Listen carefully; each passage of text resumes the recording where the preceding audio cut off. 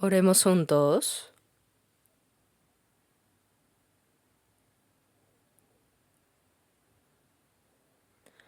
Nuestro Dios Padre misericordioso, que nos amas.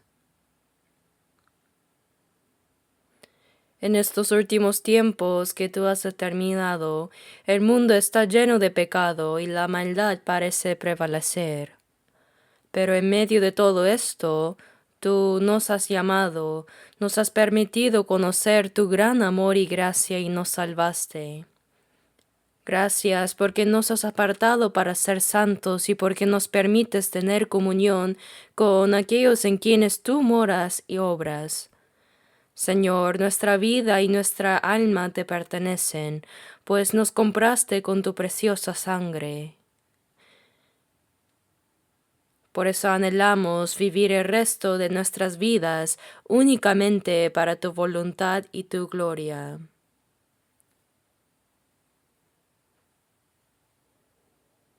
En este momento nos hemos reunido delante de ti como redimidos por la sangre preciosa del Señor, para alabar tu inmensa gracia y amor, para aprender de tu palabra y para tener comunión con aquellos que tú has apartado para ti. Te agradecemos porque en esta hora estás presente en medio de nosotros, mirándonos con misericordia y sosteniéndonos con tu mano de gracia. Señor, somos débiles y este mundo está lleno de pecado. Con nuestras propias fuerzas y sabiduría no podemos vencer este mundo maligno. Por eso te rogamos, Señor, que nos llenes de tu palabra, de tu sabiduría y del poder del Espíritu Santo, para que podamos vivir como hijos de Dios dignamente, vencer el pecado y toda mentira, y vivir cumpliendo solo tu santa obra.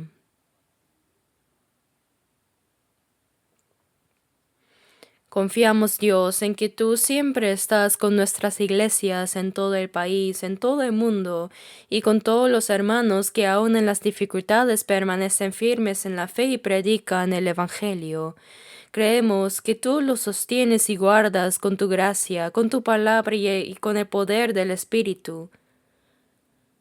Te pedimos que en estos últimos tiempos tú mismo obres para que la gran obra de salvación que deseas se cumpla.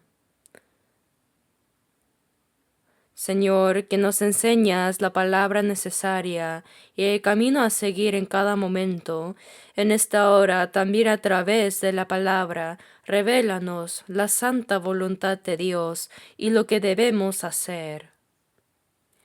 Danos sabiduría, valentía y poder para caminar conforme a ella. Encomendando todo esto en el Espíritu Santo, oramos en el nombre de nuestro Señor Jesucristo. Amén.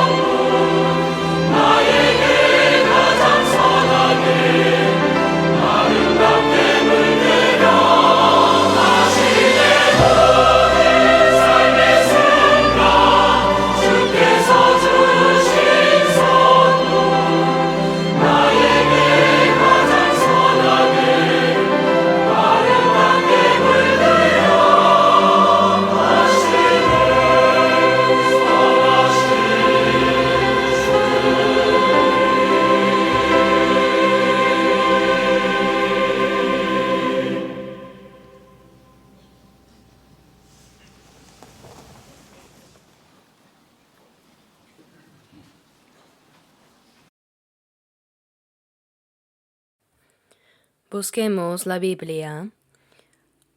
Mateo 6. San Mateo 6, desde el versículo 9 hasta el 13. Mateo 6, versículos 9 al 13. Leamos juntos lentamente.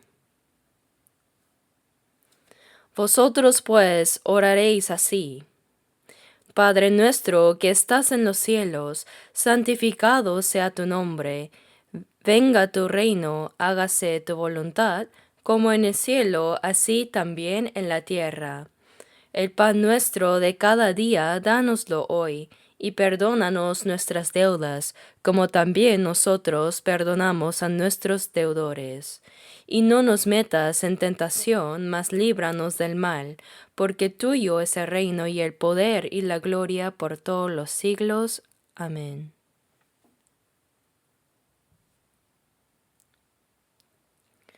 En los últimos 2 domingos les hablé sobre la oración que el Señor enseñó en este capítulo 6 de San Mateo. Y el día de hoy quiero hablarles de nuevo sobre ella. Esta enseñanza, aunque simple, conlleva un mensaje muy importante. No se trata de memorizarla como si fuera un conjuro mágico. Los domingos la gente se reúne para adorar, ¿verdad? Nosotros, ya sea domingo o miércoles, probablemente nunca hemos dicho ni una sola vez comenzaremos la adoración. Porque en la Biblia nunca se ha referido a la adoración como reunirse en un lugar específico para realizar algún ritual.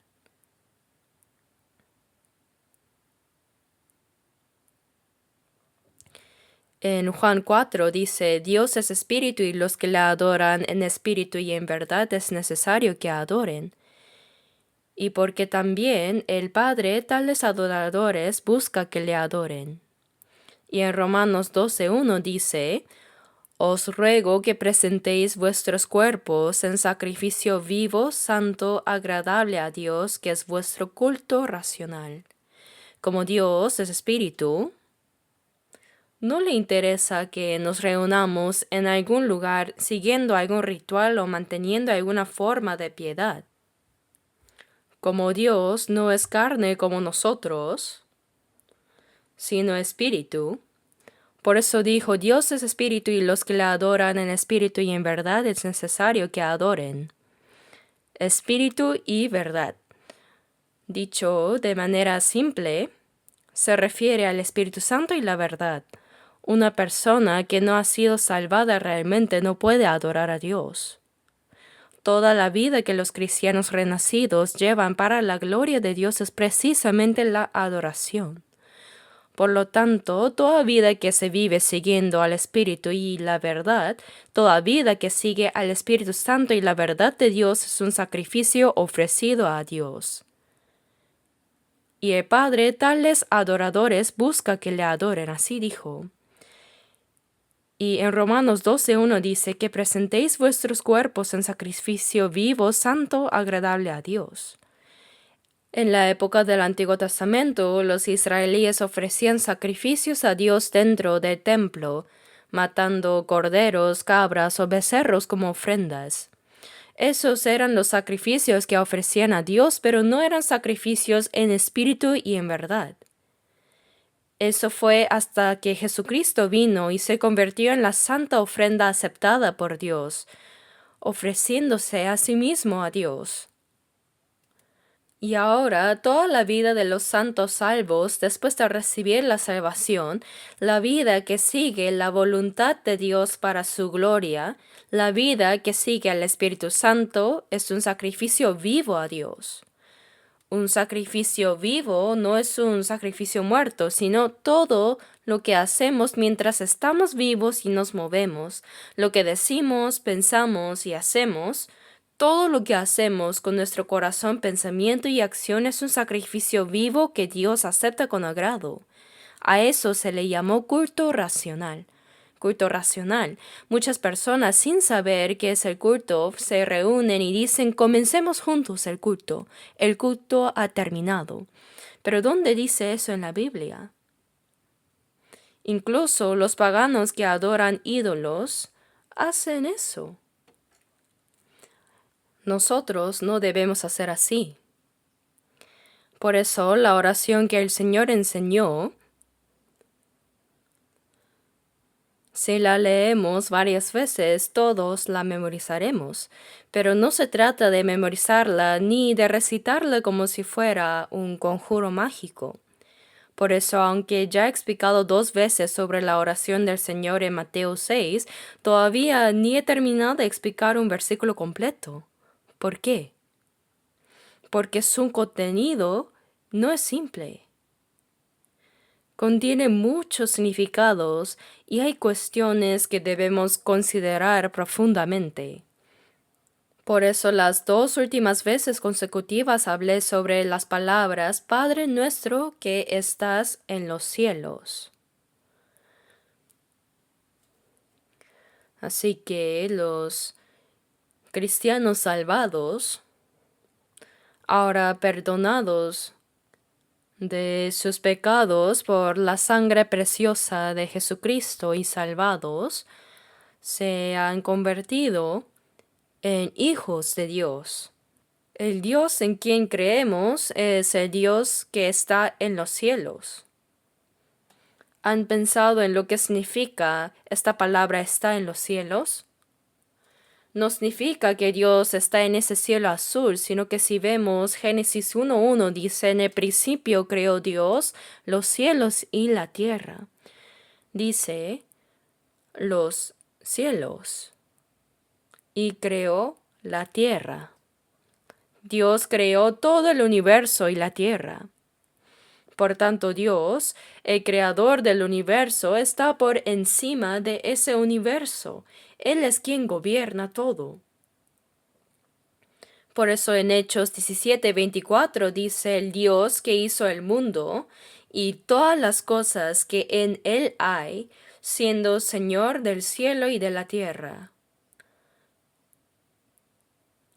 Esta palabra Señor significa que lo gobierna y controla todo. Dice que no habita en templos hechos por manos humanas. En la antigüedad construían muchos templos diciendo, este es el templo del Dios que controla el mar, y este del Dios que controla las montañas, y este es del Dios que controla el matrimonio, y este del Dios que ayuda a tener muchos hijos. Había tantos dioses que construían estos templos para servirlos, pero eso es lo que hacen los idólatras. Los budistas hacen y adoran muchas estatuas de Buda. Pero Siddhartha, quien supuestamente fundó el budismo, nunca dijo ni una palabra sobre creer en algo, adorar o hacer algo.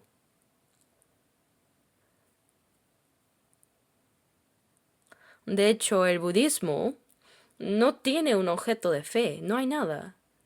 Originalmente no había nada, ni en los textos budistas, no hay nada de eso. Y hacer figuras, inclinarse ante ellas y servirlas, eso fue algo que las generaciones posteriores hicieron porque no había nada que hacer.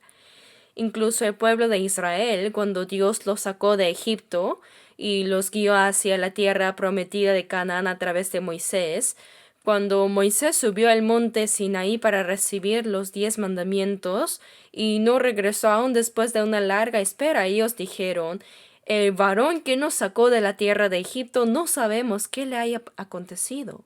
¿Acaso fue Moisés el Dios que los guió?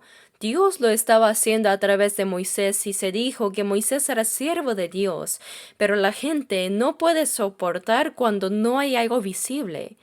Así que dijeron, no sabemos qué ha pasado con el Dios que nos guió, hagamos un Dios. Entonces recogieron todo el oro que habían traído de Egipto. Antes habían visto cómo los egipcios hacían ídolos. Entonces, siguiendo tal cual esa manera, hicieron un becerro de oro y dijeron: Israel, estos son tus dioses que te sacaron de la tierra de Egipto. ¿No es así? Entonces, cuando Moisés bajó, tomó ese becerro de oro, lo molió hasta convertirlo en polvo, lo quemó completamente y lo esparció en el agua. Así la gente no puede soportar lo invisible. Por eso siempre necesitan hacer algo que puedan ver. Incluso adoran animales, ¿no? Los hindúes adoran vacas, monos y serpientes. Según ellos, tienen 330 millones de objetos de adoración, pero ni ellos mismos saben qué es qué. Pero los cristianos, aunque creen y sirven a un Dios invisible, tienen la Biblia del Dios invisible. Todo está aquí en la Biblia. Aunque no podemos ver a Dios, podemos escuchar sus palabras, entender su voluntad, comprender su amor y su gracia y creer a través de esta Biblia. Por eso Juan 1:1 dice: en el principio era el Verbo y el Verbo era Dios. Dios se reveló a través de la palabra. La palabra es la personalidad de Dios, es la explicación de quién es Dios. Pero como no conocen la palabra, incluso los que dicen creer en Dios intentan crear algo.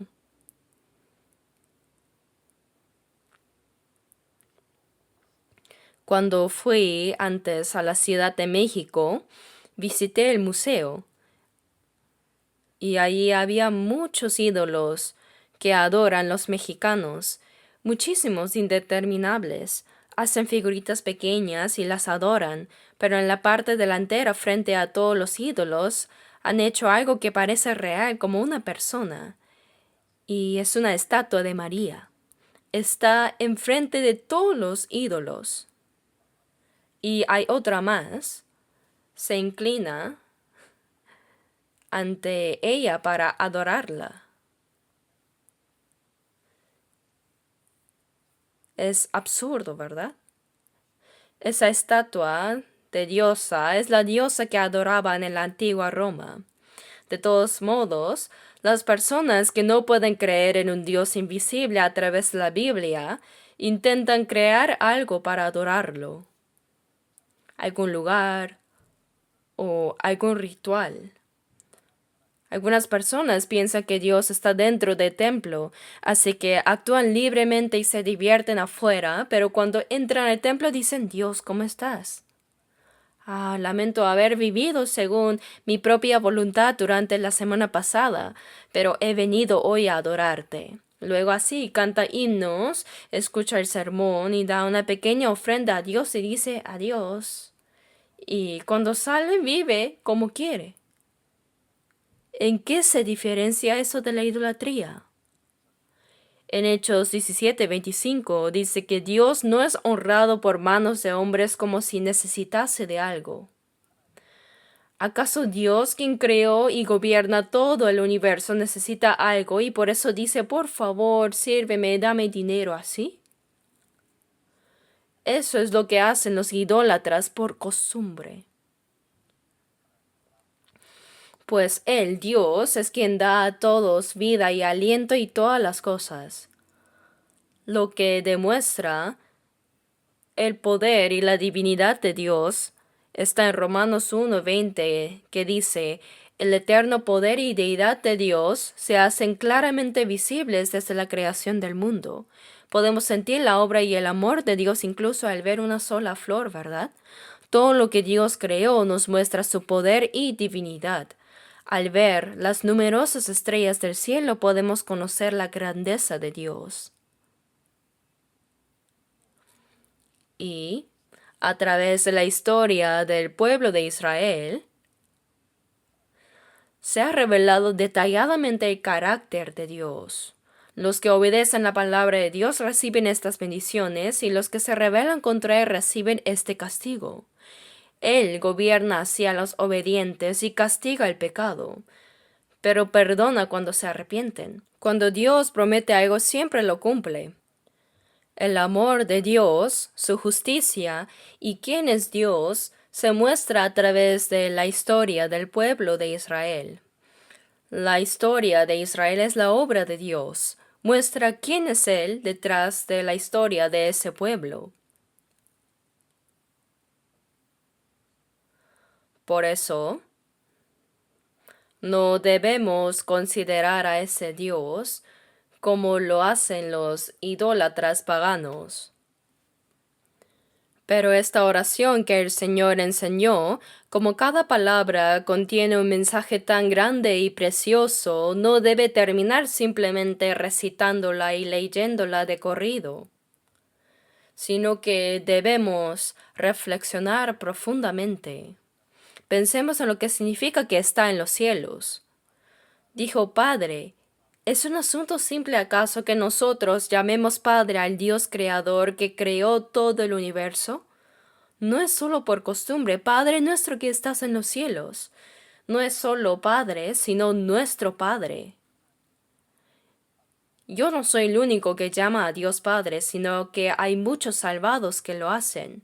Entonces, bajo un mismo Padre, si hay muchos hijos, ¿qué son entre ellos? Son hermanos, ¿verdad? Por eso en Mateo 12:50 dice, porque todo aquel que hace la voluntad de mi Padre que está en los cielos, ese es mi hermano y hermana y madre. Por eso debemos pensar en lo asombroso que es poder llamar a Dios Padre, y pensar que hay muchos hermanos que llaman a Dios Padre. Los hijos nacidos de los mismos padres se mantienen cercanos, se aman, ¿verdad? Y se ayudan mutuamente aun en los tiempos difíciles, se compadecen unos de otros y se cooperan en las dificultades y en diferentes asuntos. Los hermanos salvos tienen un solo Padre Dios.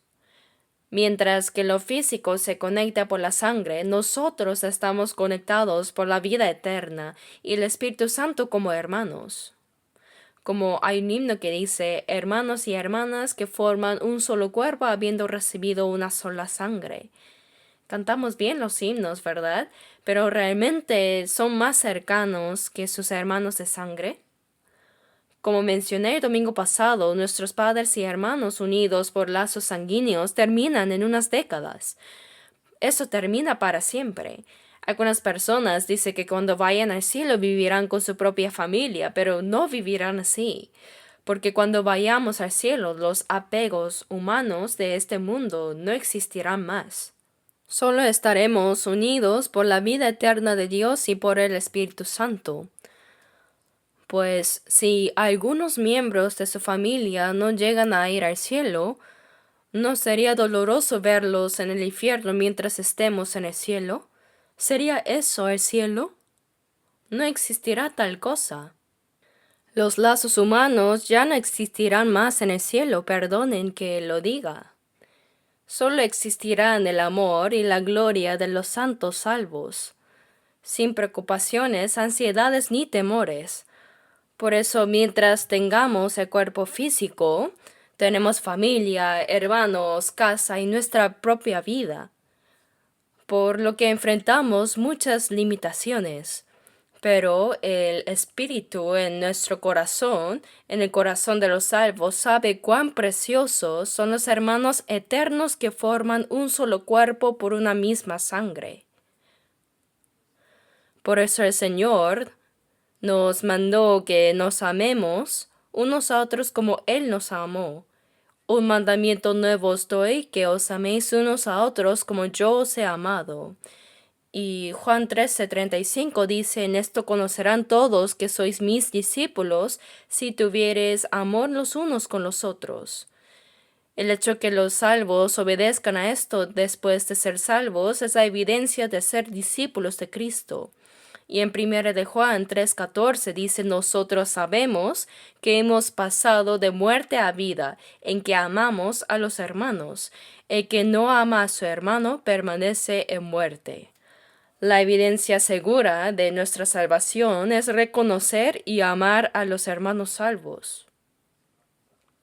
Por eso en 1 de Juan 3:16 dice, en esto hemos conocido el amor, en que Él puso su vida por nosotros. El Señor dio su vida por nosotros, para salvarnos. Así conocemos el amor, entonces también nosotros debemos poner nuestras vidas por los hermanos. ¿Hasta qué punto debemos amar? Dijo, debemos poner nuestras vidas por los hermanos. ¿Podremos hacer eso de verdad? Es difícil dar la vida incluso por nuestra propia familia. Y es aún más difícil dar la vida por un amigo. Pero en Juan 15 dice, nadie tiene mayor amor que este, que uno ponga su vida por sus amigos. Vosotros sois mis amigos si hacéis lo que yo os mando. El Señor dio su vida para salvarnos a nosotros pecadores, para hacernos sus amigos eternos. La evidencia de que somos amigos del Señor salvados por su sangre es, vosotros sois mis amigos si hacéis lo que yo os mando. Guardar las palabras del Señor es evidencia de haberse convertido en amigo del Señor. Así que cuán preciosos son los hermanos, ¿verdad? Incluso los hermanos nacidos de los mismos padres son diferentes, ¿cierto? Tienen rostros y personalidades distintos, ¿verdad? ¿Acaso son iguales? A veces se llevan bien, pero otras veces pelean tanto que se vuelven enemigos. Entre los mismos hermanos se dividen por causa de la herencia. Antes vi cómo algunos hermanos se acuchillaban por unas propiedades insignificantes delante de sus padres aun cuando estaban vivos. Pelean ferozmente. Vaya, es impresionante. De todos modos, esto es una gran contradicción. Pero nosotros, hijos eternos de Dios, hermanos salvos por la sangre eterna del Señor, si por pequeños problemas nos odiamos, disputamos y peleamos, y decimos no quiero ir a la iglesia porque no quiero ver a tal hermano, tal hermana me hizo esto y aquello, seguramente sí, habrá hecho algo mal, pero ¿hay que odiarle tanto así? Por eso la Biblia dice, todo aquel que aborrece a su hermano es homicida, y sabéis que ningún homicida tiene vida eterna permanente en él. Entonces, ¿no implica responsabilidad decir, Padre nuestro que estás en los cielos? Si amamos a Dios Padre, Él nos dice, sí, hijo. Y cuando le llamamos Padre nuestro, ¿qué pasaría si Él nos preguntara, entonces, ¿de verdad ustedes son hermanos? ¿Están viviendo como corresponde a los hermanos que tienen a Dios como Padre? Si Dios nos preguntara eso, ¿qué le responderíamos? Por eso cada parte de esta oración debe ser profundamente meditada. Y hoy, Padre nuestro que estás en los cielos, santificado sea tu nombre. Tu nombre. Deseamos que el nombre del Padre Dios sea santificado. ¿Cómo debemos hacerlo? Nosotros debemos santificar el nombre del Dios Padre para que sea santificado.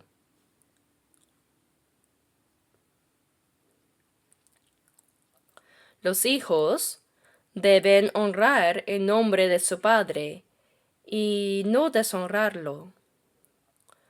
Por eso cuando preguntan en Corea cuál es el nombre de su padre, no simplemente dicen Kim tal tal o Lee tal tal, sino que se pronuncia con mucho respeto tal carácter y tal carácter.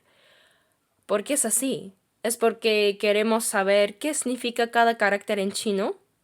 No, no se debe pronunciar descuidadamente el nombre de padre. Además, cuando un hijo hace algo malo, ese error recae sobre padre. ¿De quién es ese hijo? Ay, viendo cómo es el hijo, el padre debe estar mal también. Por ejemplo, si el hijo de alguien que alguna vez tuvo gran autoridad está ahora en prisión por haber cometido un delito vergonzoso, dirán, ay, viendo la situación del hijo, el padre está arruinado ahora. Así el padre es avergonzado por causa del hijo. Su nombre es avergonzado, ¿no es así? Cuando decimos Padre nuestro que estás en los cielos, y luego decimos santificado sea tu nombre, Dios podría preguntarnos, oye, espera, ¿cuándo has santificado tú mi nombre? Debemos hacer cosas que santifiquen el nombre del Dios Padre y luego hablar así. No vivir como queramos y decir Padre nuestro que estás en los cielos, santificado sea tu nombre. Haciendo mal las cosas, ¿cómo se santificará el nombre de Dios? En Eclesiastés 5:2 dice, no te des prisa con tu boca delante de Dios. Así dice, porque Dios está en el cielo y tú sobre la tierra. El Dios que está en los cielos está en todas partes, no hay nada que Él no sepa. Dios está en los cielos. Pero en Mateo 10:30 dice, pues aún vuestros cabellos están todos contados. Y en Salmos 147:4 dice que Él cuenta el número de las estrellas. ¿Saben cuántas estrellas hay en el cielo? Dicen que hay 100.000 millones de galaxias formadas por 100.000 millones de estrellas cada una, pero nadie realmente lo sabe. Sin embargo, Dios cuenta el número de todas esas estrellas, e incluso cuenta nuestros cabellos. ¿Qué significa esto? Que no hay nada que Dios no sepa. Y dice, no te des prisa con tu boca delante de Dios. Lo que hablamos ante Dios es la oración, ¿verdad? En Salmos 17:1 dice, oye, oh Jehová, una causa justa. Está atento a mi clamor.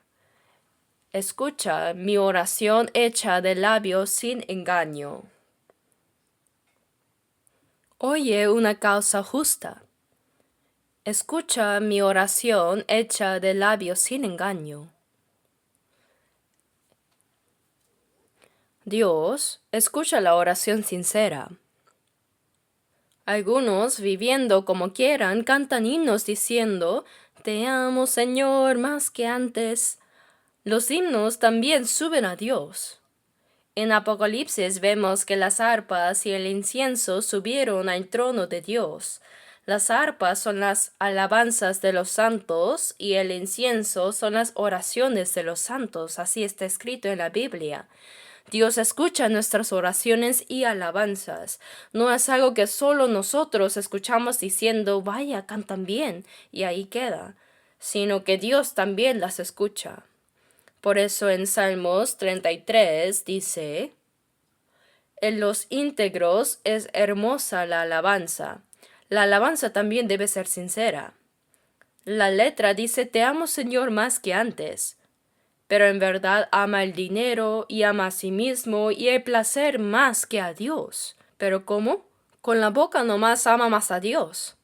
Quizá es una fortuna que no cantemos himnos sobre la ofrenda, pero en otras iglesias el coro canta en la hora de ofrenda.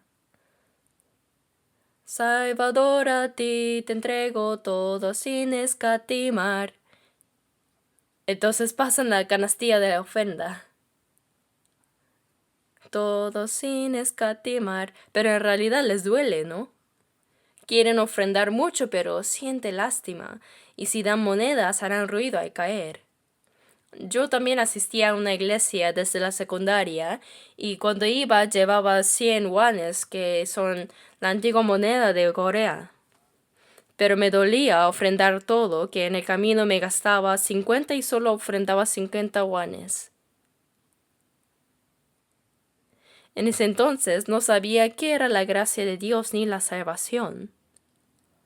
Bueno, nosotros debemos entregar a Dios no solo unas monedas, sino también nuestro corazón y nuestro cuerpo, porque pertenecen a Dios. En 1 Corintios 6, versículos 19 y 20 dice, no sois vuestros, porque habéis sido comprados por precio. Tanto mi cuerpo como mi alma han sido comprados por la sangre del Señor, por lo tanto no me pertenecen a mí, sino a Dios. Glorificad pues a Dios en vuestro cuerpo. Por eso la vida cristiana consiste en darle a Dios lo que es de Dios. Antes de ser salvos, todo era nuestro, ¿no? Le dábamos a Dios lo nuestro, pero después de ser salvos cambió el propietario. Cuando vives en tu casa y luego la vendes, ¿no cambia el propietario? Sí, cambia. El registro pasa al nombre del nuevo comprador. Los que hemos sido salvos, nuestro cuerpo y nuestra alma ya no nos pertenecen. Han sido pasados a ser propiedad del Señor. Ha cambiado el dueño. Sin saber esto, ¿quieren vivir a su propia manera? Entonces Dios dirá, ¿usas lo mío a tu antojo? Cuando vayamos ante Dios, podríamos pensar que le dimos lo nuestro a Dios, pero el Señor dirá, ¿usaste lo mío a tu manera o lo usaste según mi voluntad? Seguramente nos preguntará esto, sin duda. Por eso, oye una causa justa. Debemos hacer oraciones justas, honestas. Viviendo a nuestra manera, si decimos, Padre nuestro, santificado sea tu nombre, ¿no estaríamos mintiendo? Él dirá, ¿cuándo santificaste tú mi nombre? Mientes muy bien. La oración debe ser sincera. La oración no termina con el amén. Si oramos, nuestra vida debe ser conforme a lo que oramos. Debemos santificar el nombre del Dios Padre con nuestras palabras y con nuestras acciones. Nuestro Dios Padre debe ser supremamente santificado. Él es digno de recibirlo, ¿verdad?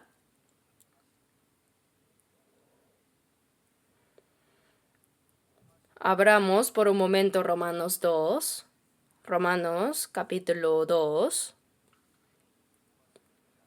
Romanos 2, versículos 23 y 24. 23 y 4 se los leo. Tú que te jactas de la ley, con infracción de la ley deshonras a Dios, porque como está escrito, el nombre de Dios es blasfemado entre los gentiles por causa de vosotros. Esta palabra habla sobre los judíos que se jactaban diciendo somos el pueblo de Dios y se jactaban de la ley. Pero tú que te jactas de la ley, con infracción de la ley deshonras a Dios. Dios dio la ley al pueblo de Israel, es la ley de Dios. Se dice que la ley es santa, justa y buena. La ley muestra lo que es la santidad, la justicia y la bondad de Dios. Cuando guardamos esta ley santa, justa y buena, estamos santificando y justificando y considerando bueno el nombre del Dios Padre. Pero aquellos que dicen ser el pueblo escogido de Dios, deshonran a Dios quebrantando la ley que Él les dio. Quebrantar la ley de Dios es menospreciar a Dios, es deshonrarlo. Si alguien dice, yo respeto a mi padre, pero no quiero obedecer sus palabras, ¿eso es respeto? Sabe mentir muy bien. ¿Quién no puede decir cualquier cosa con la boca? Cuando cantamos himnos pareciera que uno ama completamente. Alguien me dijo que los creyentes mienten más los domingos. ¿Cuándo? Lo vi durante el culto. No cantaban himnos tan hermosos, pero su vida es diferente a los himnos, aunque el contenido del himno sea excelente. Cuando oran, todos actúan como si santificaran a Dios, pero su vida no lo refleja. ¿Acaso van a la iglesia para mentir delante de Dios? Qué vergüenza es eso, ¿no es así?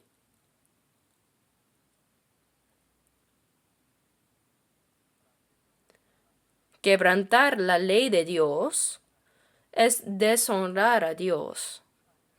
Por lo tanto, no practicar la palabra de Dios no es solo cosa de los judíos, sino que nosotros, los cristianos que decimos ser salvos, que llamamos Padre a Dios, debemos guardar la palabra de Dios, ¿verdad? ¿Para qué estudiamos la Biblia? ¿La estudiamos para saber mucho y usar ese conocimiento? No, sino que es para obedecer, para saber cuál es la voluntad de Dios, qué es lo que le agrada a Él, como dice, para que comprobéis cuál sea la buena voluntad de Dios agradable y perfecta, a través de su palabra.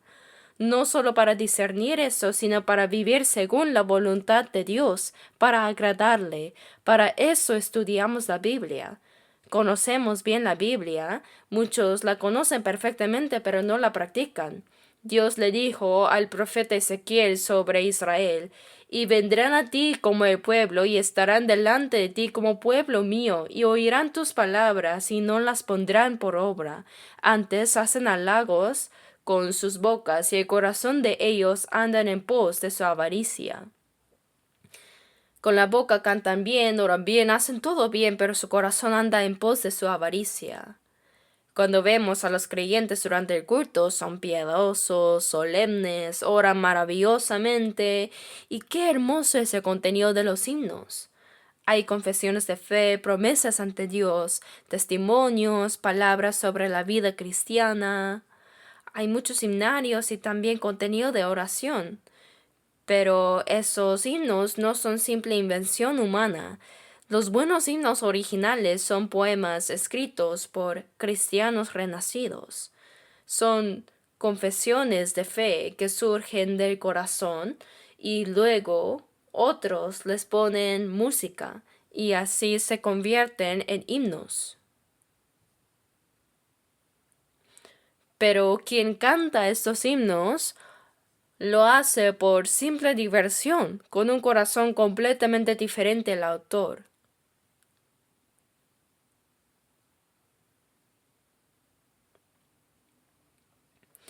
También en el mundo secular la gente canta canciones que no coinciden con su realidad.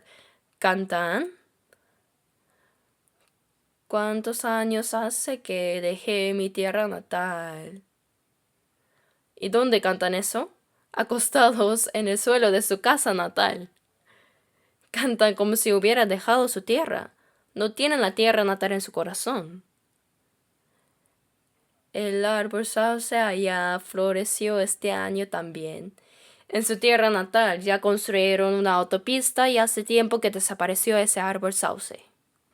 En realidad, muchos de los que cantamos himnos también cantan sin pensar, aunque la letra es bonita.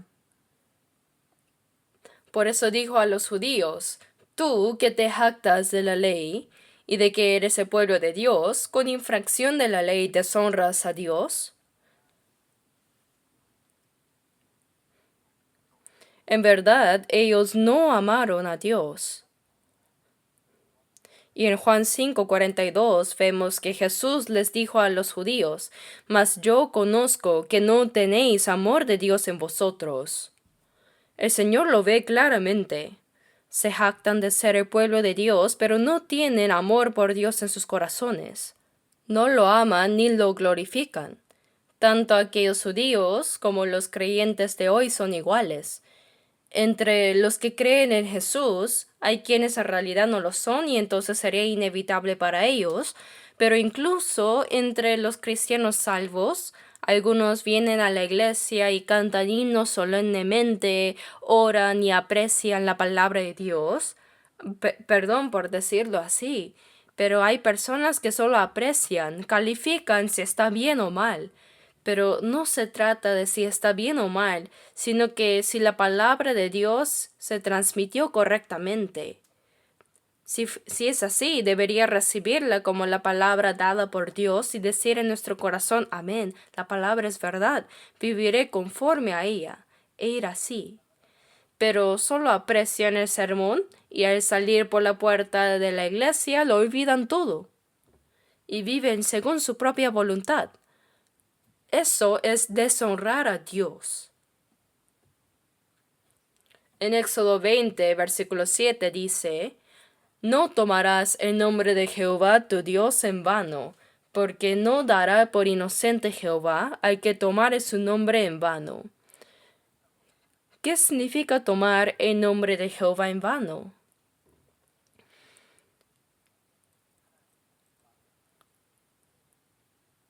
¿Qué significa tomar el nombre de Jehová en vano?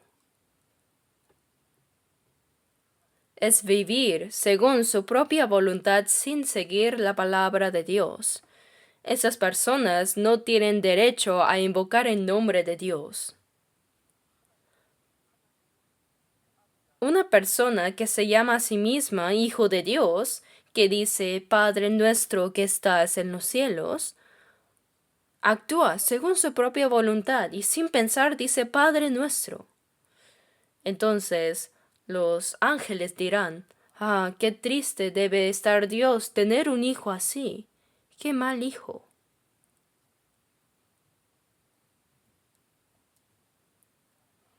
Cuando aquellos que llaman a Dios Padre no actúan conforme la palabra de Dios y cometen falsedad e injusticia, ciertamente están deshonrando el nombre del Dios Padre. Busquemos por un momento Ezequiel 36:19. Ezequiel capítulo 36, versículos 19 y 20. 19 y 20 se los leo. Les esparcí por las naciones y fueron dispersados por las tierras. Conforme a sus caminos y conforme a sus obras les juzgué. Y cuando llegaron a las naciones a donde fueron, profanaron mi santo nombre, diciéndose de ellos, estos son pueblo de Jehová y de la tierra de él han salido. El pueblo de Israel fue juzgado según sus obras. Dios envió a Cristo, pero ellos lo mataron. Este libro de Ezequiel fue escrito aproximadamente 600 años antes de Jesús, pero ya predijo lo que sucedería. Israel, el pueblo elegido por Dios, rechazó al Hijo de Dios y lo crucificó con la ayuda de los romanos. Conforme a sus obras les juzgué, les esparcí por las naciones. Por ese pecado Dios dispersó al pueblo de Israel por más de 100 países en todo el mundo. A donde quiera que iban, ¿cuántos murieron? Los judíos fueron tratados como escoria humana. Hitler decidió exterminar completamente a los judíos de la faz de la tierra. Mató despiadadamente a ancianos y niños por igual. En apenas unos años mató a 6 millones de judíos. Cuando había una epidemia como la peste, culpaban a los judíos y los mataron. Y con cualquier pretexto así los acusaban falsamente y los mataban. Por ese pecado fueron dispersados por todo el mundo, y en esas naciones el santo nombre de Dios fue profanado. ¿Por qué? Porque la gente señalaba al pueblo de Israel diciendo, ¿no son ellos el pueblo de Dios? Si son el pueblo de Dios, ¿por qué fueron expulsados de la tierra que Dios les dio? ¡Ay, qué bien va al pueblo de Dios! Viéndolo, parece que Dios también ha muerto. Ese pueblo, donde quiera que iba, era perseguido y asesinado miserablemente. La tierra que Dios les había dado, originalmente llamada tierra fértil, tierra de delicias, se convirtió en desierto. Y por eso la gente decía, parece que Jehová Dios ha muerto. Así que aunque el pueblo de Israel fue destruido por su pecado, el resultado fue que el santo nombre de Dios fue profanado por causa de ellos.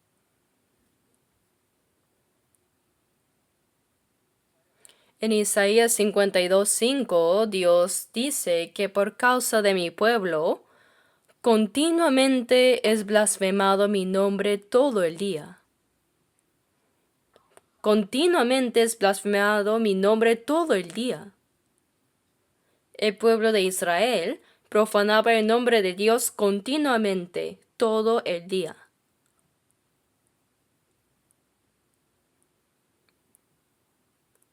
Así que cuando decimos Padre nuestro que estás en los cielos, santificado sea tu nombre, no es algo para pasar a la ligera, sino algo que debemos pensar profundamente.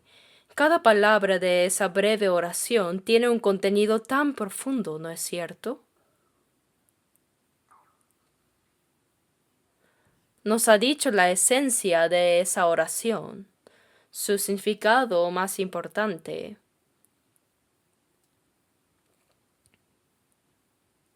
Jesús, en Juan 14, versículos 8 y 9, cuando Felipe le dijo, Señor, muéstranos el Padre y nos basta.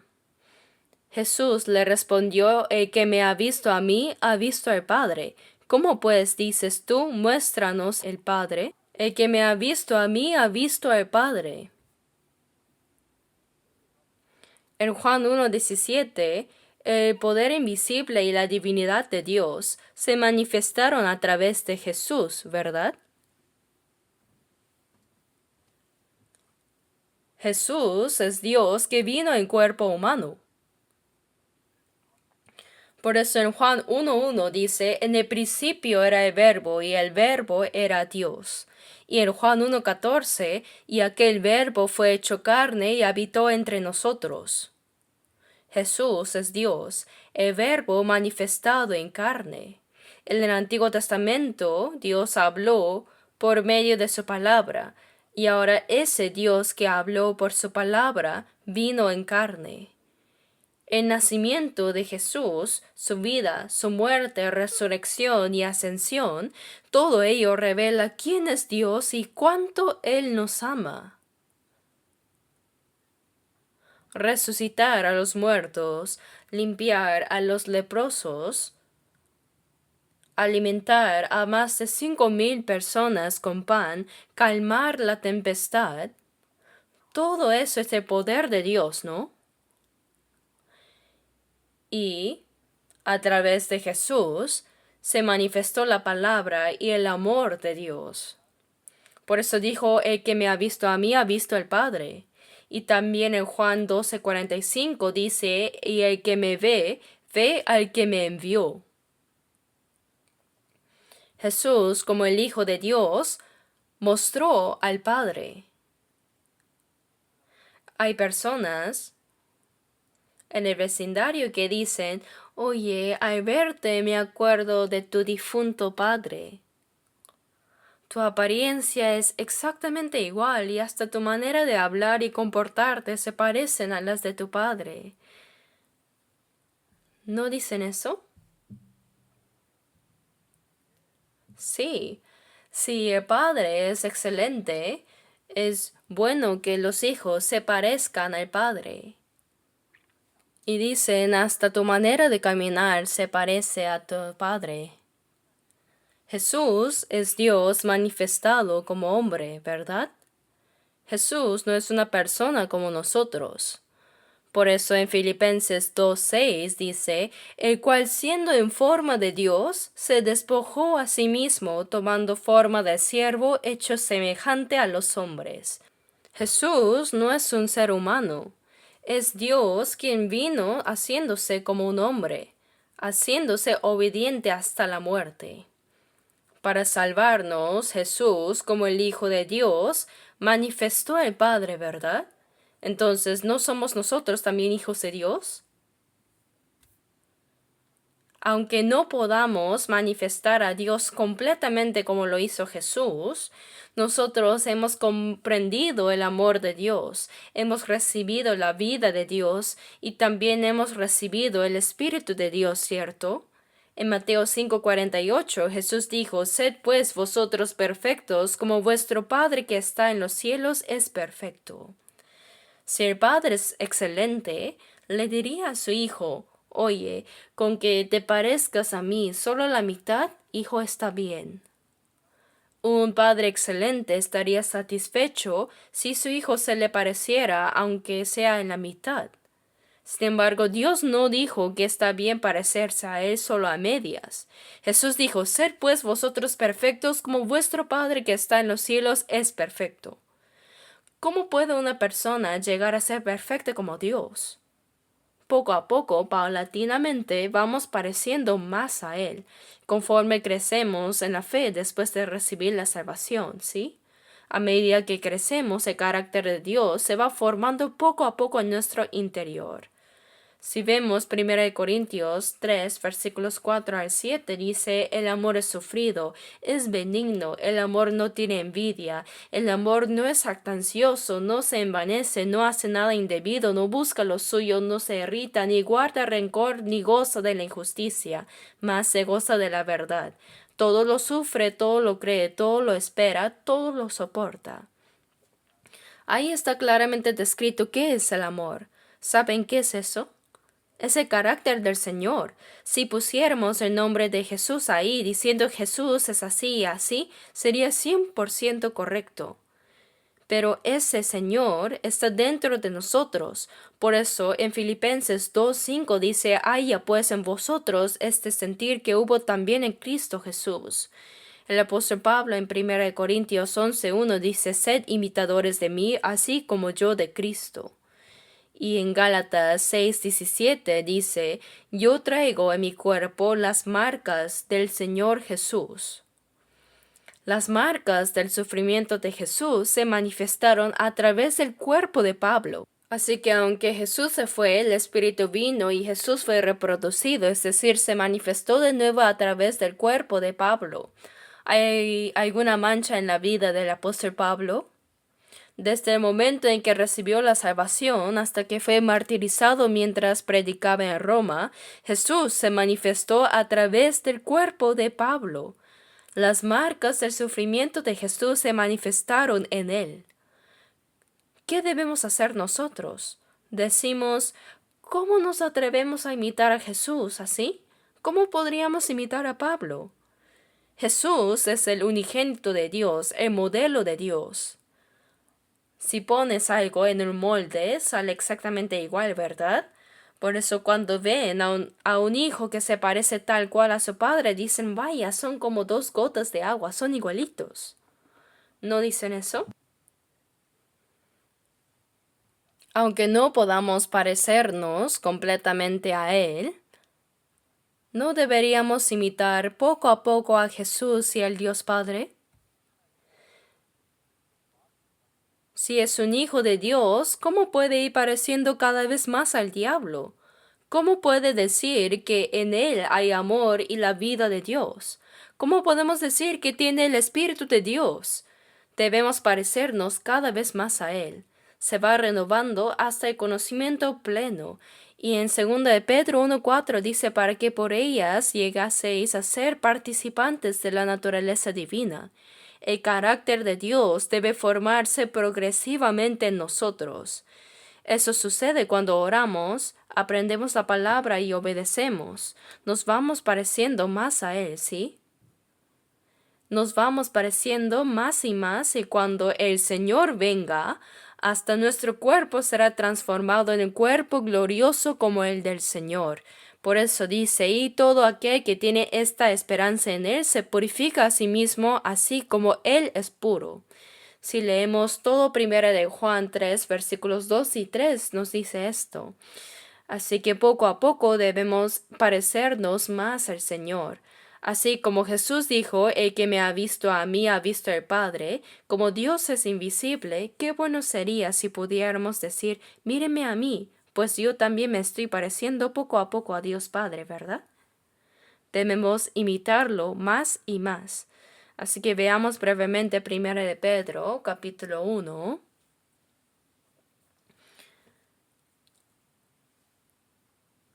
Primera de Pedro 1, versículos 15. Primera de Pedro 1, 15 y 16. Leamos juntos. Sino, como aquel que os llamó es santo, sed también vosotros santos en toda vuestra manera de vivir, porque escrito está, sed santos porque yo soy santo. Sino, dice sino, que significa excluir todo lo demás. Sino como aquel que os llamó es santo. Quien nos llamó es Dios, ¿verdad? Es Jesús. Sed también vosotros santos en toda vuestra manera de vivir. Jesús, el Señor que nos salvó, manifestó al Padre. Y nosotros recibimos la vida de Dios por medio de ese Jesús. Por eso, sino como aquel que os llamó es santo, como el Dios Padre que nos llamó es santo, sed también vosotros santos en toda vuestra manera de vivir, en toda vuestra manera de vivir, también nuestro corazón. Si el corazón cambia, la vida cambiará también, ¿verdad? Sed santos en toda vuestra manera de vivir, dijo. La santidad significa ser separado, diferenciado de lo falso y de lo impuro, me dejó entender. Debemos ser diferenciados. Nuestro pensamiento debe ser distinto al de la gente del mundo. ¿Por qué? Porque nuestra vida es diferente, porque nuestra esperanza es diferente, nuestro propósito de vida es diferente al de la gente del mundo. La gente de esta tierra vive sin importar los medios, pensando cómo vivir bien y comer bien, si no pueden lograrlo con su propio esfuerzo, incluso recurriendo al fraude. Viven sin importar los medios, pero nosotros no. Esta tierra no es nuestra. Dentro de poco nosotros, oh, un peregrino soy en este mundo, mi hogar está en el cielo más allá, y los ángeles me llaman en la puerta celestial, ya no quiero quedarme en este mundo. La semana pasada tuve un seminario de la Biblia en la iglesia de Incheon y cuando terminé y regresaba dije a los hermanos, muchos hermanos se reunieron. Quizás el Señor venga este año. Si viene, encontrémonos ante el Señor. Y un hermano me dijo, sí, y si no viene este año, nos encontraremos el año que viene, pastor. Cada día pensamos, si no viene hoy, ¿vendrá mañana? De verdad. Al ver extrañas nubes en el cielo, me pregunto si el Señor vendrá hoy. Mirando a lo lejos solo puedo decir, oh mi Señor, ¿cuándo has de venir? Nos prometiste volver otra vez. ¿Cuándo has de venir? ¿Cuándo vendrás, Señor? Señor, si no vienes hoy, ¿vendrás mañana? Necesitamos esperar cada día, de verdad. Vivimos en una época en que podemos hacer eso, porque todas las señales que debían cumplirse antes de la venida del Señor ya se han cumplido. Hay muchas señales en la Biblia que debían cumplirse antes de su venida. Si conocen alguna que no se haya cumplido todavía, díganmelo. Yo creo que no hay ninguna. Todas se han cumplido. Puede venir incluso hoy. Así que nuestra esperanza es diferente a la de la gente del mundo. Nuestro propósito de vida también es diferente, completamente diferente. Por eso no podemos ser igual que las personas de este mundo. En Juan 15 Jesús dijo, no sois del mundo, antes yo os elegí del mundo. Somos personas completamente separadas del mundo para ir al cielo, para vivir para la gloria de Dios. Eso deben saber. Seguir como piensan y cómo actúan y cómo les gusta a las personas del mundo, ¿así estaría bien? Entre las personas que van al infierno, mezclándose con esa multitud, decimos, yo también voy. Qué terrible sería eso. El líder de ellos es el diablo. Dios dijo, seréis pues santos porque yo soy santo. Si el Padre es santo, el Hijo también debe serlo. Llevando una vida santa debemos orar, Padre nuestro que estás en los cielos, santificado sea tu nombre. La gente del mundo nos observa. Como decimos que somos salvos y que somos hijos de Dios y que tenemos esperanza del cielo, como decimos que somos personas apartadas, diferenciadas del mundo, ellos nos observan con los ojos bien abiertos, si eso es verdad o no. Y si ven que no, dicen, vaya, qué bien mientes. La gente de este mundo es perspicaz, nos miran fijamente. Por eso, si ven que vivimos como corresponde a lo que creemos, a nuestro testimonio de fe y esperanza, como personas que dicen ser salvas, entonces dicen realmente es así. En cierto lugar de trabajo, una hermana fue salva y cambió radicalmente. Cambió completamente. Entonces ella dijo, ahora creo, tengo una fe segura y tengo la esperanza celestial. Y le dijeron, ay, todos los que creen en Jesús dicen lo mismo. Y la observaron continuamente. No era algo momentáneo, sino un cambio permanente. Vieron su vida limpia y dijeron, realmente ella es diferente. Entonces, queriendo saber la razón, le preguntaron, ¿por qué tú eres así? ¿Qué te ha pasado? Ven y mira. En Juan 4, una mujer samaritana, una mujer con muchos pecados, dijo, he descubierto que Jesús es el Cristo. Y lo que ella dijo fue, come and see. Venid y ved. Es simple, venid y ved. Come and see. Si tienes curiosidad, ven. Ven a donde estudiamos la Biblia. Aprende la Biblia a ver qué te parece. Cuando nuestra vida cambia, los demás reconocen esas palabras. En 1 Pedro 3:15 dice, estad siempre preparados para presentar defensa ante todo el que os demande razón de la esperanza que hay en vosotros. Si tenemos una fe y esperanza seguras, querrán saber la causa y nos preguntarán, ¿qué es eso exactamente? Mientras trabajas, los compañeros beben alcohol y hacen fiestas, y si no participas, no les gusta, así que si te sientas en la mesa de bebidas, pero tú no tomas, ellos van a preguntar, ¿por qué no tomas? Antes te gustaba mucho, pero ahora no. ¿Y por qué? Yo tomo medicamento. ¿Qué medicamento? Tomo el Antiguo Testamento y el Nuevo Testamento. Ah, eres cristiano. Aún así, toma, si no te lo echo detrás de ti. Pero aún así se queda tranquilo. Y lo observan detenidamente. Qué extraño, algo ha cambiado. Como hablas y actúas es decente. Así que poco a poco querrán saber la razón y comenzarán a tener temor. Hay algo dentro de esa persona. Por eso, como van a querer saber acerca de la fe o la esperanza, vendrán a preguntar. Así que escuché que esa hermana en el trabajo recibió la salvación y casi todas las personas en su trabajo también fueron salvas.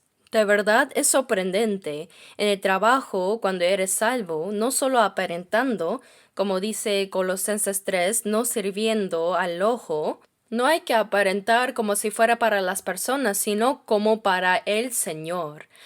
Aunque no recibas muchos salarios, si haces fielmente lo que debes hacer, el dueño de la empresa te observa atentamente y dice, sí, esa persona realmente es salva.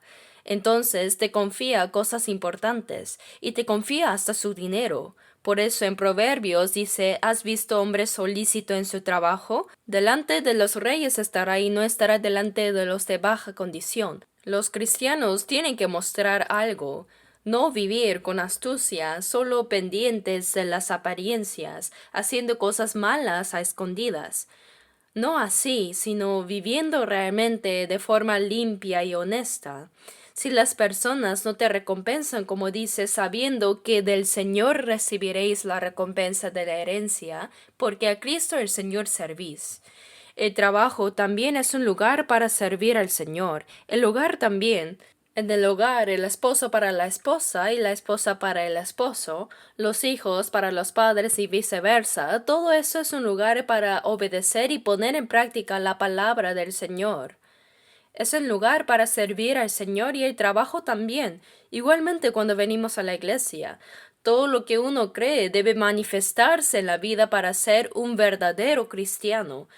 Hay quienes hablan muy elocuentemente. Cuando el apóstol Pablo fue a la iglesia de Corinto, encontró ese problema y dijo: conoceré no las palabras, sino el poder de los que andan envanecidos, porque el reino de Dios no consiste en palabras, sino en poder. Hablan bien, pero no hay ninguna acción. Entre las personas a quienes he predicado, algunos ahora son presidentes de empresas y otros en puestos altos. Pero ser salvos y llevar la vida cristiana es realmente difícil. Qué bien hablan, ¿no? Si los escuchan, se quedarían impresionados, en serio. Si no hablaran bien, quizá no serían tan detestables, pero hablan demasiado bien, pero no hacen nada prácticamente. Están tan perdidos mezclándose con los otros ricos y sumergidos en los placeres mundanos. Pero si hablas con ellos parecen estar bien otra vez. Pero no es así, están engañando a su propia conciencia. Eso no debe ser. El reino de Dios no consiste en palabras sino en poder. Se refiere a la vida, tendrán apariencia de piedad, pero negarán la eficacia de ella, dice. Aparentan ser piadosos y tener fe, pero si no se manifiesta por obras, no es verdadero. Por eso Dios dice: seréis pues santos porque yo soy santo. Así cuando nuestra vida se vuelve santa en nombre de Dios Padre santificado, ¿sí? Esa oración es una oración honesta, pero viviendo a su manera, a su modo, y ora: Padre nuestro que estás en los cielos, santificado sea tu nombre. ¿Están burlándose de Dios? Dios preguntaría: oye, un momento, ¿tú cuándo me has santificado? ¿Qué harán entonces? Mateo 5:16. Ahí Jesús dijo: así alumbre vuestra luz delante de los hombres, para que vean vuestras buenas obras y glorifiquen a vuestro Padre que está en los cielos. Vuestra luz, Jesús dijo: vosotros sois la luz del mundo. El sol es un cuerpo emisor de la luz y la luna es un cuerpo reflector. El Señor es luz. Se dijo que Dios es luz y también se dijo que Jesús es luz. Por eso en Juan 9:5 dice: entre tanto que estoy en el mundo, luz soy del mundo.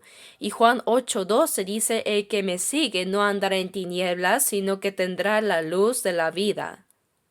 Jesús vino con la luz de Dios y Él mismo es la luz, y los salvos recibieron a esa luz, ¿verdad? Recibimos la luz. Nosotros no somos emisores, sino reflectores de la luz. Debemos recibir la luz del Señor y reflejarla al mundo. La luna refleja la luz del sol, pero a veces es una luna llena, brillando intensamente, y a veces es media luna, y otras veces una luna creciente, pequeña. ¿Por qué? También entre las personas salvas, aunque todos sí tienen luz, algunos son como una luna creciente, pequeñas así, como una ceja dibujada así. Es porque entregan solo esa cantidad de corazón al Señor. Luego, hay personas que son como la media luna, entregan la mitad al Señor y viven la otra mitad a su manera. Por eso son como la media luna. No deben ser así. Todo el corazón, toda la vida debe ser entregada a Dios para recibir la luz del Señor y reflejarla al mundo.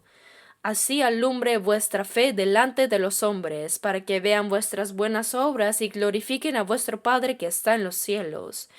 Deben hacer que las personas vean esas buenas obras y glorifiquen al Dios Padre. Solo así santificarán el nombre del Dios Padre. ¿Me dejó entender?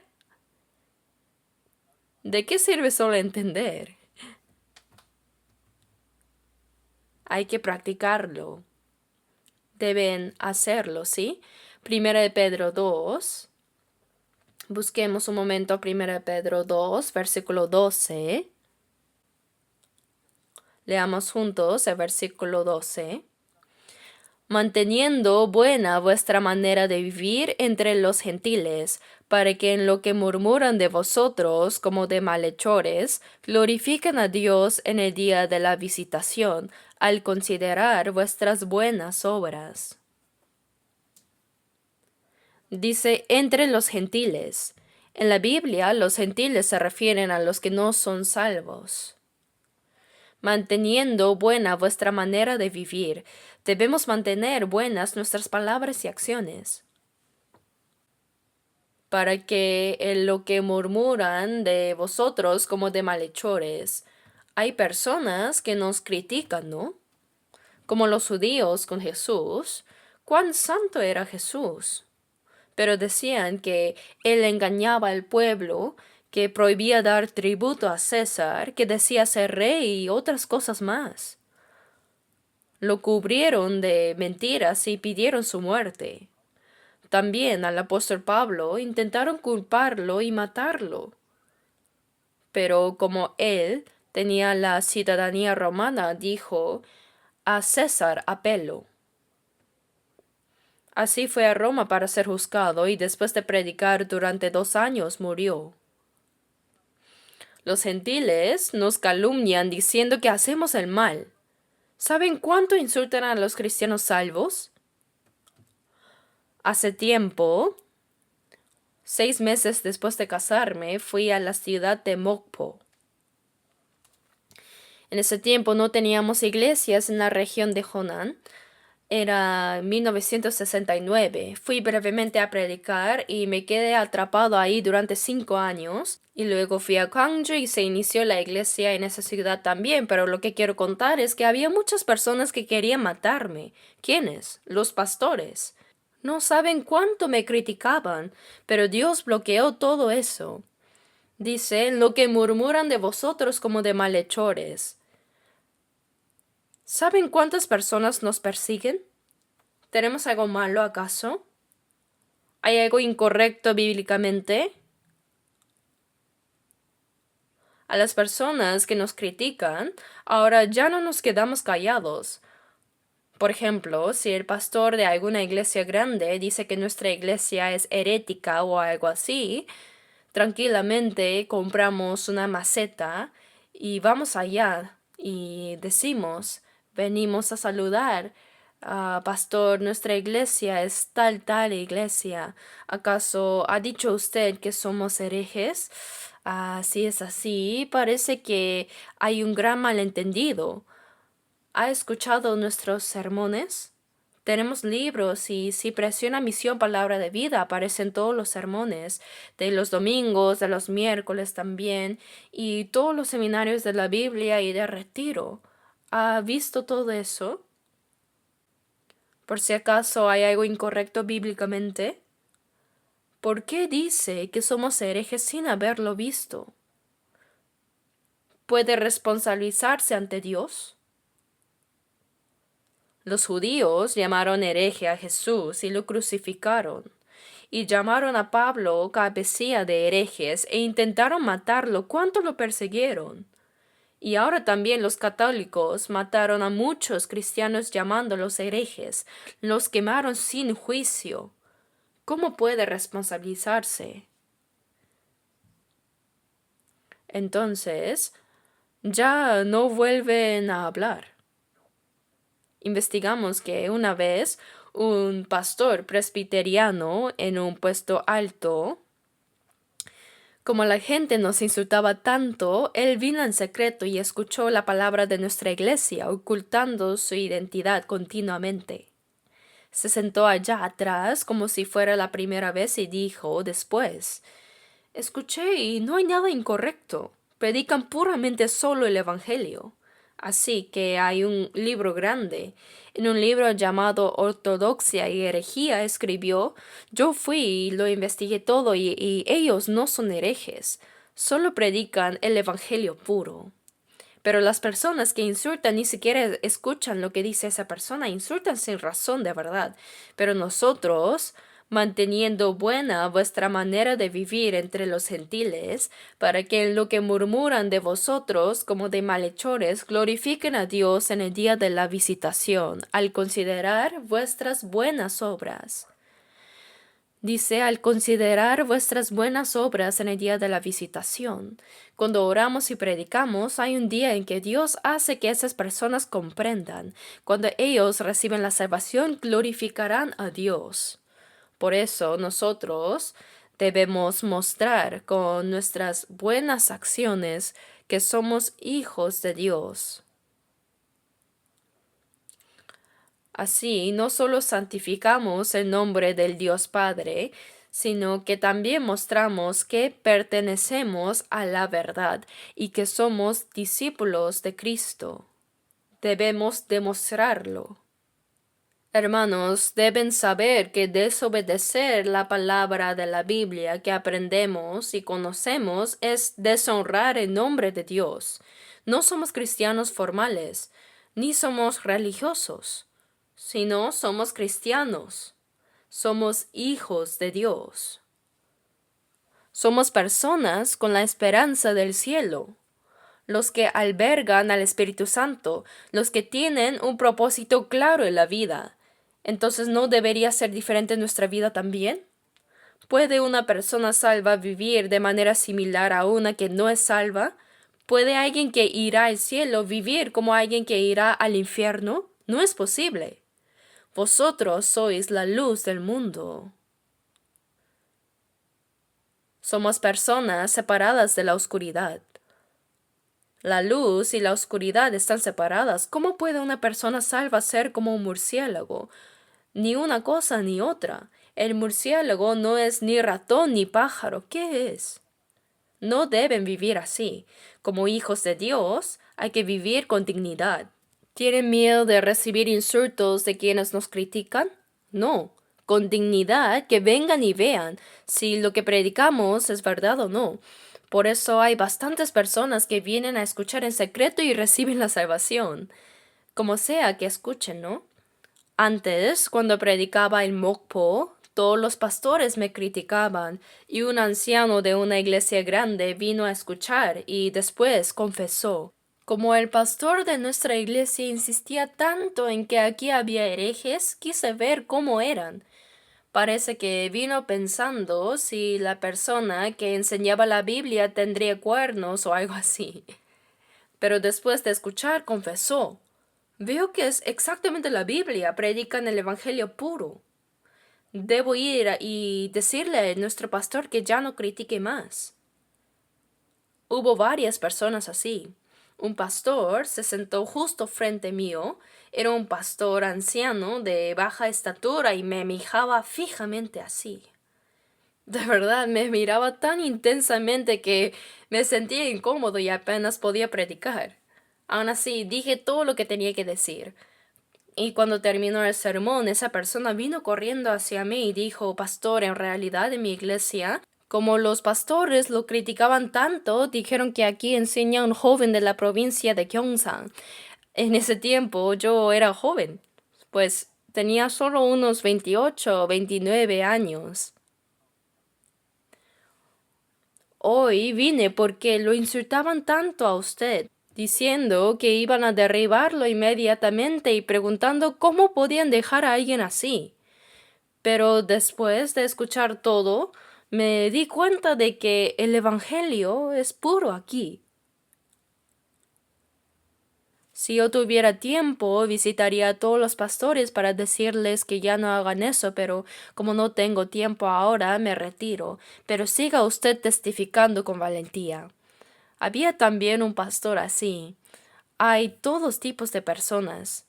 No tenemos nada que temer. Este mundo es el mundo que mató al Hijo de nuestro Dios. Mientras que al apóstol Pablo, quien escribió 14 libros del Nuevo Testamento, lo querían matar llamándolo cabecilla de una secta. ¿Quién? Los que creían en Dios. ¿Saben cuánto odian y persiguen hoy los no salvos, los no renacidos, a los cristianos? Nosotros no decimos nada, no peleamos con esas personas. Nuestra arma, hablemos o no, es mostrar con firmeza a través de nuestra vida que somos cristianos salvos y que somos hijos de Dios. Por eso, Padre, santificado sea tu nombre. Debemos santificar el nombre de Padre Dios a través de nuestras vidas. Oremos juntos. Misericordioso Dios Padre, te damos gracias porque nos amaste cuando estábamos lejos de ti, caminando en pecado, y porque cuando éramos enemigos de Dios por nuestras malas obras, el Señor Jesús murió en nuestro lugar y con su preciosa sangre derramada perdonó nuestros pecados eternamente. Gracias, Señor, por apartarnos como santos del mundo y por ayudarnos a vivir el resto de nuestras vidas para la voluntad y gloria de Dios. Mientras vivimos en este mundo, gobierna y guía nuestras vidas para que podamos mostrar a todos que somos hijos de Dios y para que podamos santificar el santo nombre de Dios, nuestro Padre que nos salvó. En el nombre de nuestro Señor Jesucristo hemos orado. Amén.